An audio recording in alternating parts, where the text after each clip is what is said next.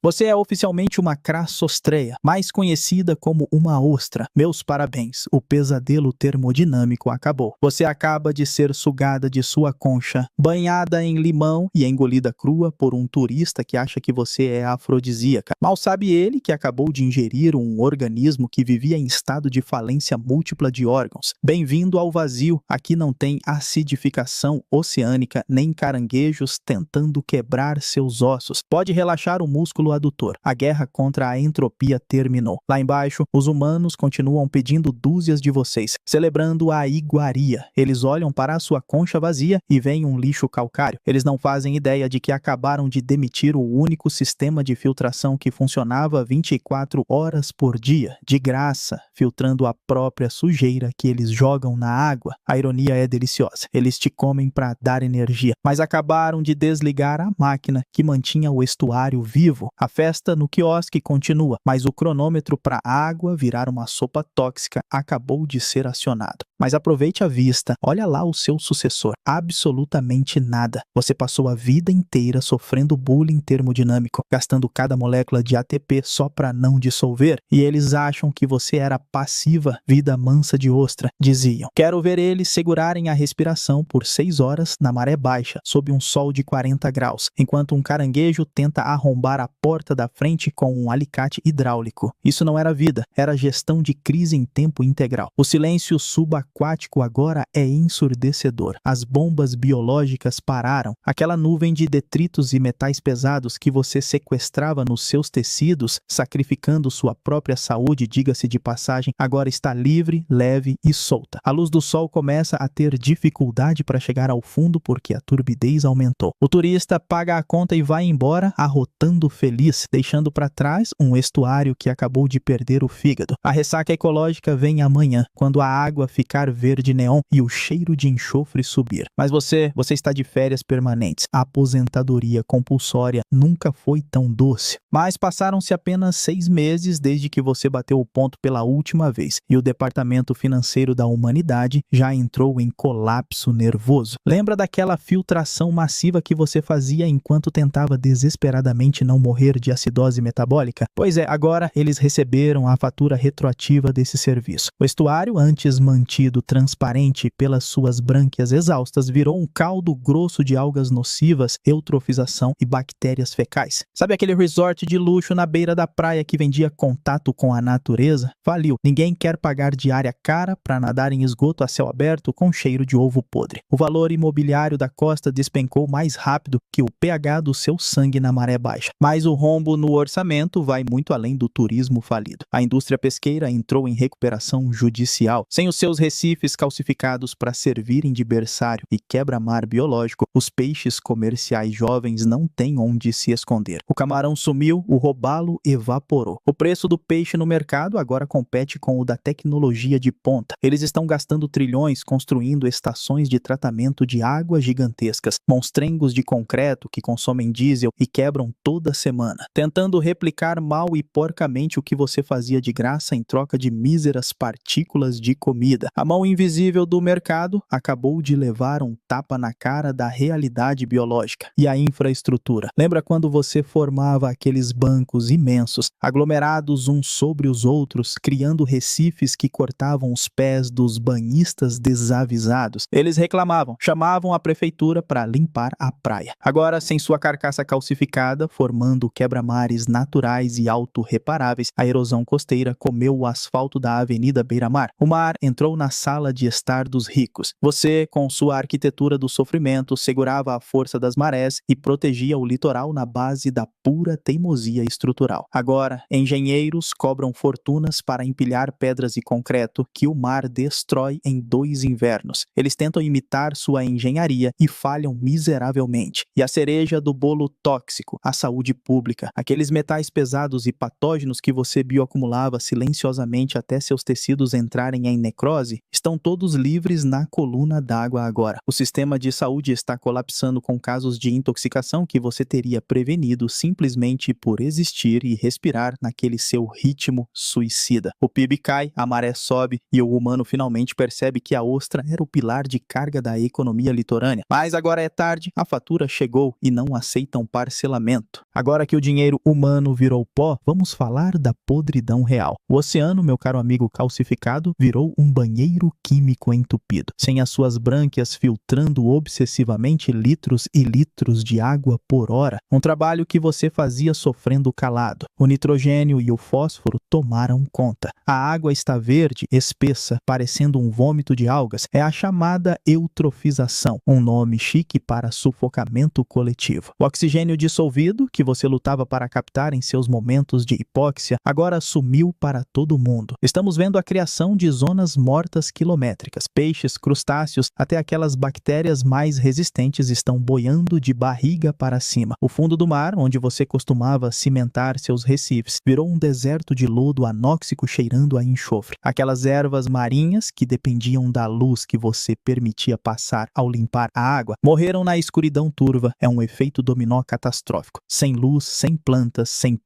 sem oxigênio e sem abrigo. O berçário fechou as portas e jogou os bebês na rua. E os reis da cadeia alimentar, aqueles predadores majestosos que os humanos adoram filmar em documentários com trilha sonora épica, estão passando fome. Sem os seus recifes para abrigar os peixes menores e os invertebrados, a base da pirâmide alimentar desmoronou. As águias pescadoras mergulham e sobem de garras vazias. Os grandes peixes costeiros emagrecem até virarem espinhas nadantes. É a trickle-down economics da natureza. Você tirou a base proletária que sustentava tudo nas costas e a elite biológica faliu em questão de meses. Mas há uma justiça poética deliciosa nisso tudo. Lembra dos seus algozes? Aqueles parasitas polidora que perfuravam sua concha e te obrigavam a gastar energia selando lodo? Ou o Perkinsus que te digeria vivo? Eles também estão extintos. Sem você, para hospedar a festa sádica deles, eles morreram de inanição. O parasita burro morre com o hospedeiro. O fundo do mar virou um cemitério igualitário. Predadores, presas e parasitas todos unidos na mesma lama tóxica que você costumava filtrar. A natureza não é cruel. Ela é apenas contabilidade. E o balanço final fechou no vermelho absoluto. Vamos pular 50 anos no cronograma para ver o resultado final do inventário. A linha costeira que os humanos tanto valorizavam agora parece um cenário de guerra, mas o único inimigo foi a água salgada. Sem seus recifes colossais dissipando a energia das ondas antes que elas chegassem à praia, o oceano simplesmente jantou as grandes metrópoles litorâneas. Aqueles apartamentos de luxo, pé na areia, agora são aquários verticais para águas vivas mutantes. O humano tentou, tadinho. Eles gastaram o PIB de continentes inteiros construindo paredões de concreto e diques de aço titânicos. Mas concreto não se conserta sozinho, ao contrário da sua concha que você remendava metabolicamente todos os dias, mesmo sob ataque. O concreto racha, o aço enferruja, a engenharia humana falha. Você era um quebra-mar vivo, uma infraestrutura que crescia verticalmente para acompanhar o aumento do nível do mar. A solução deles? Muros estáticos e burros que desmoronaram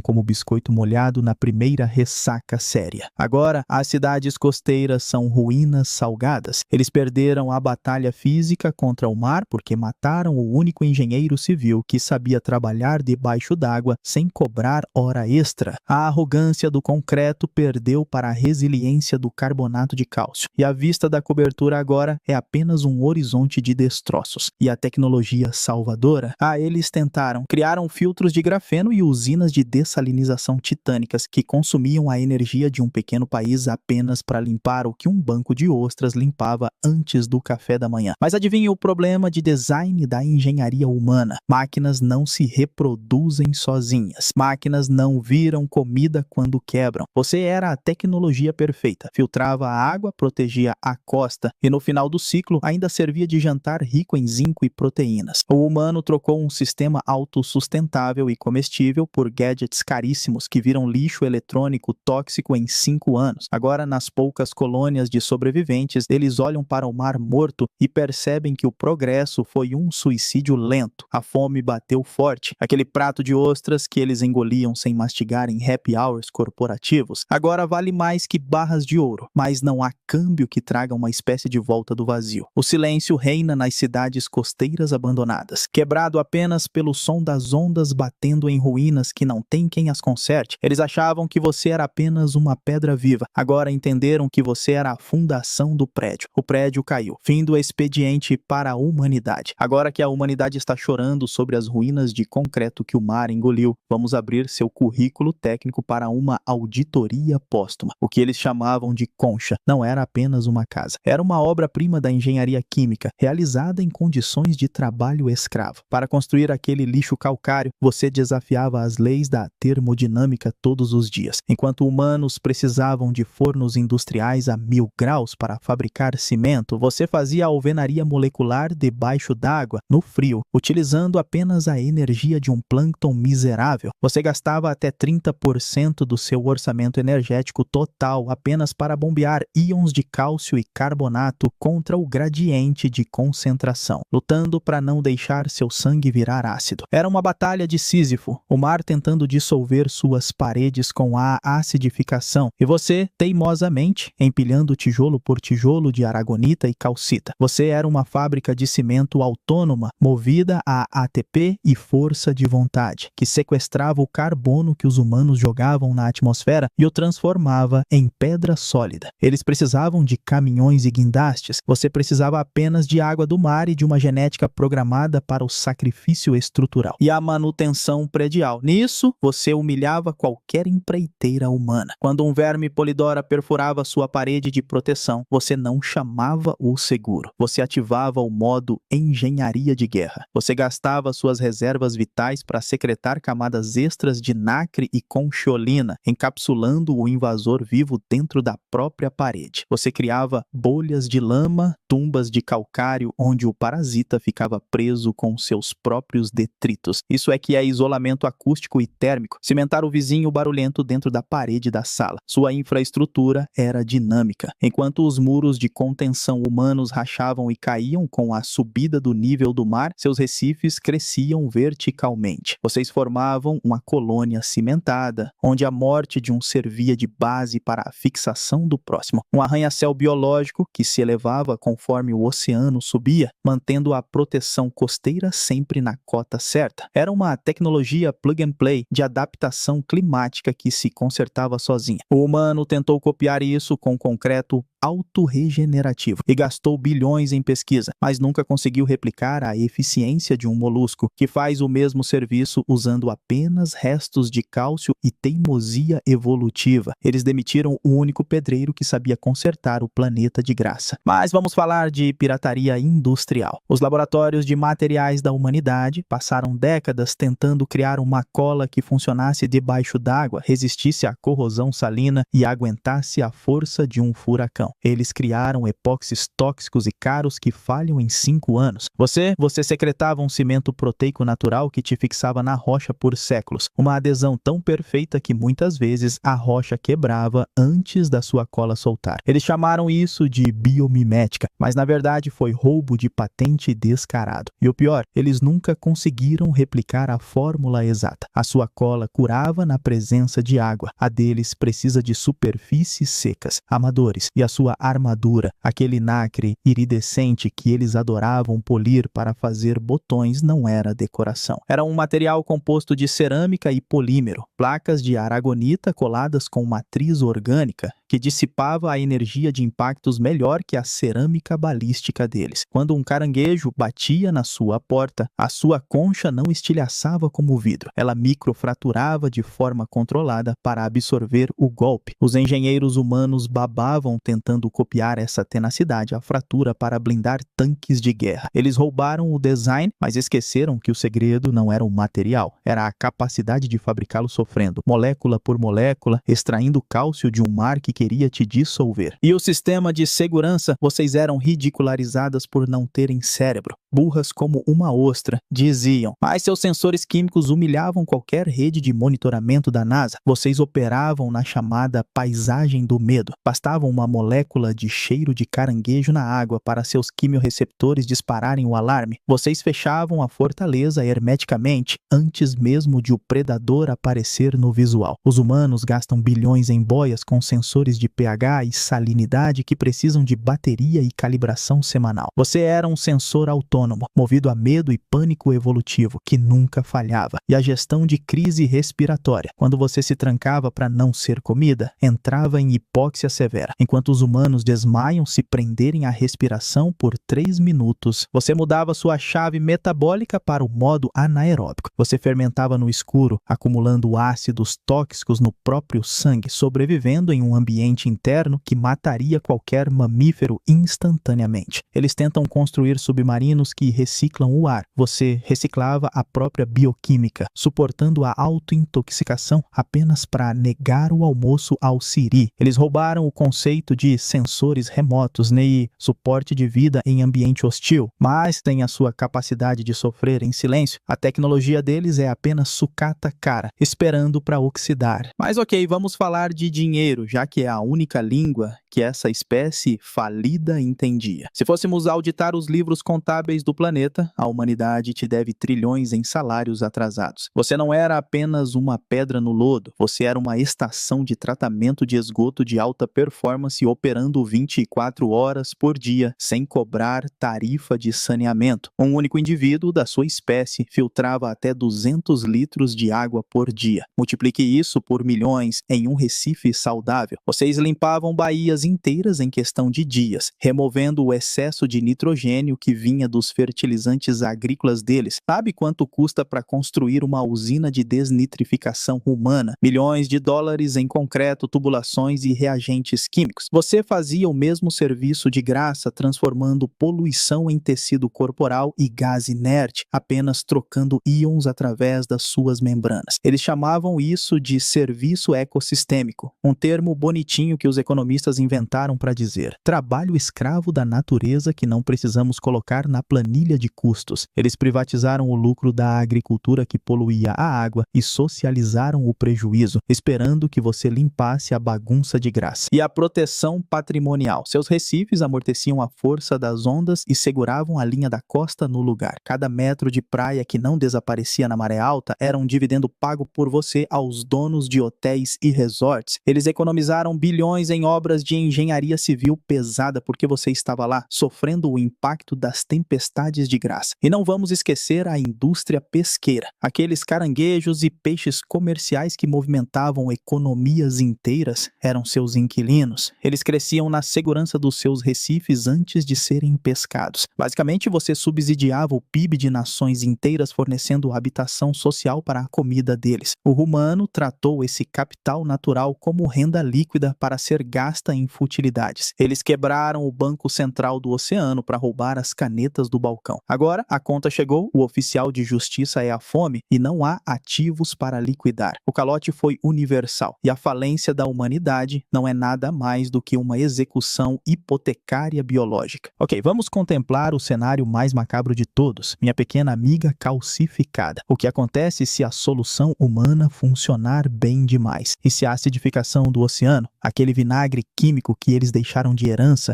ultrapassar o ponto de não retorno, se o pH cair o suficiente para dissolver não apenas as ostras vivas, mas também as mortas, então teremos o verdadeiro pesadelo. O apagamento total seria o crime perfeito. A humanidade assassinou o planeta e, na sua incompetência tóxica, jogou ácido no corpo da vítima e nas câmeras de segurança. Se você for extinta e suas conchas se dissolverem nessa sopa corrosiva, a caixa preta derrete. Isso é o que seria verdadeiramente macabro. Um oceano lobotomizado. Sem as suas lâminas de crescimento registrando os anos, não haverá prova. Não haverá o gráfico químico mostrando quem fez isso. A Terra se tornará um cadáver anônimo em uma vala comum bumbum galáctica, sem nem mesmo umidade óssea para contar a história do crime.